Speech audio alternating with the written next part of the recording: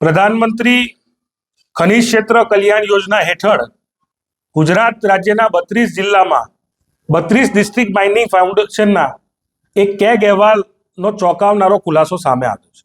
ગુજરાત રાજ્યના 32 district mining foundation દ્વારા કુલ 1608 કરોડથી પણ વધારે રૂપિયા ડિસ્ટ્રિક્ટ માઇનિંગ ફાઉન્ડેશનના ભાગે આવ્યા. આ રૂપિયા 2000 થી પણ વધારે ગામો જે માઇનિંગથી સીધી રીતે અસરગ્રસ્ત છે ત્યાંના લોકોના શિક્ષણ માટે, તેમના હેલ્થ માટે, ત્યાંના પર્યાવરણ માટે, ત્યાંના વૃદ્ધોના કલ્યાણ માટે, ત્યાંની મહિલા અને બાળકોના કલ્યાણ માટે, સેનિટેશન જેવા 8 મુદ્દા ઉપર વાપરવાના હતા. આ રૂપિયા વાપરવા માટે ડિસ્ટ્રિક્ટ માઇનિંગ ફાઉન્ડેશને પોતાનો એન્યુઅલ પ્લાન રજૂ કરવો પડે.